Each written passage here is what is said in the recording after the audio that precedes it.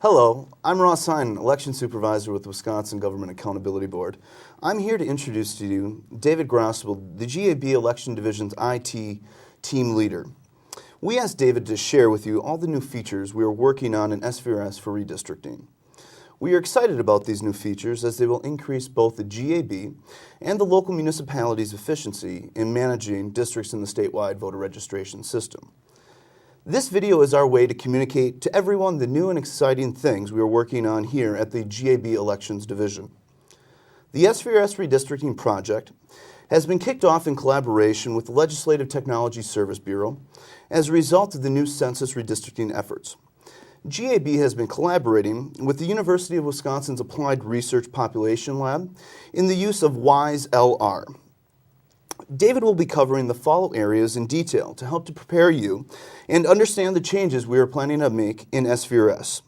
These changes include converting address ranges to GIS, standardizing addresses to improve geocoding, interfacing SVRS with your GIS systems, and how to handle exceptions. With that, I introduce to you David Grosswell. David? Thank you, Ross, and hello, everyone. We wanted to take this opportunity to show you the new features we're planning to implement in the new SVRS GIS system. With this video, I plan on doing a demonstration of how we are going to replace address ranges with new GIS polygon management, and how we are going to manage voter locations with geocoding, and how we would handle those exceptions when they happen. But before I get into that, I wanted to review the process a little bit, as this is a very large change to the SVRS system and how we manage districts. First of all, address ranges. We plan on replacing those with the new LTSB redistricting GIS polygons. We will be taking what you have done in WISE-LR and submitted that to LTSB and importing those with the GAB team into SVRS.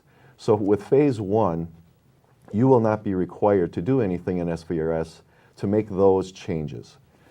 Once those changes once those polygons are in the SVRS system, we will then go ahead and create all of the district combos necessary to support placing voters in the system. Once all of that is put in place, we will have tools available to manage exceptions. So those exceptions will be, if a voter is on the edge of a district boundary, should they be in District 1 or District 2? We will put tools together to work with you so that we can rectify all of those exceptions. Once those exceptions are completed, the system will be available for the new upcoming elections. Then the plan is, once we have the data in the system, we will then be looking at providing you resources and training to show you how the new features can be managed by you yourselves. And those are going to be multiple options. So for example, if you have your own GIS system, you will have the capability of just continuing to use that system, importing those results into SVRS as you make changes. For those that are more comfortable with using SVRS as management tool, we will show you how you can manage district boundaries within SVRS. So with that, again, thank you, and I will move on now to demonstrate some of the features. Hello. I'd like to now demonstrate some of the new GIS features we are now implementing in SVRS. To start off, I wanted to review how district boundary management will be done and how you can review your districts as you import them either through WISE-LR or in the future from your own GIS system. So here in SVRS, same look and feel. The one thing we took out was the address ranges. That will no longer be an option, as we are now going to manage it through maps and GIS polygons. So to demonstrate, I've pulled up wards, and so we'll show how that'll look in the system. When you pull that up, you'll see here on the screen the description of the district is still the same, but there'll be a new feature here up on the top called mapping. When you click on that, it will display in a map format what that district looks like, and it's using Google Maps, and so you have all the features of satellite so that you can kind of see how that looks transposed on the satellite image, and you can go back into the normal map as far as layers go. When you hover over this, you'll see up on the top where it says City of Madison Ward 1. you can then also use some of the features built in to show some of the other wards that would be available so that you can see how they look side by side when you're making changes. So I'll go ahead and select some of the other wards around Ward 1 here. Use this tool to go ahead and put those layers on the system as well. And so then you'll see as you hover over, it will highlight those wards layers so that you can see in relative terms how all that is laid out in the system.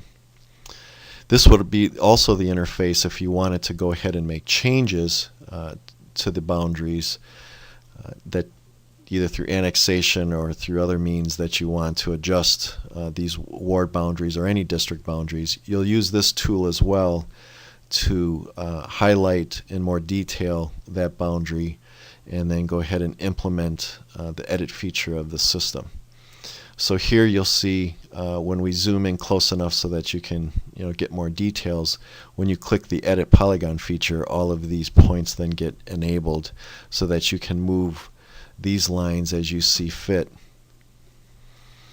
Once those changes are made, you say end edit, it makes the new line, and you're done.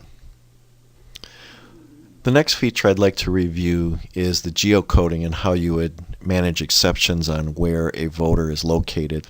So here I went into the voter application, searched for a voter, opened up that voter record, and as you modify that voter record, you'll see the same look and feel. And instead of getting address ranges again, when you're validating these addresses, there'll be a new feature where you can plot this address on a map. And once it's plotted on a map, again, like I showed in the districts, you can now hover and see all the districts that are around where this point is. And so to make this easy, again, as I was mentioning, it's showing the satellite view. I'm going to go ahead and zoom in on this point and show how the geocoding is real close to the line and it's in the middle of the street.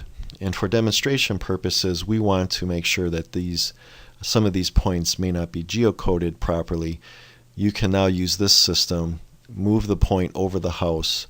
It will adjust that point in the system so that we can more positively identify this point to be within District 35. In summary, again, I reviewed the new district management tool within SVRS using GIS polygons to represent wards, municipalities, all the 26 different district types within the system, and also how we will be standardizing addresses and geocoding those addresses, but providing exception management capabilities so that we can more accurately place data within the system. Thank you. Thank you, David, for reviewing the changes coming up in SVRS. In the future, we plan on offering similar presentations available in video format. If you have any questions regarding what you saw in today's presentation, please contact the GAB Help Desk with the contact information listed on your screen. On behalf of Director and General Counsel Kevin Kennedy and Election Division Administrator Nat Robinson, we thank you for your time today and have a great day.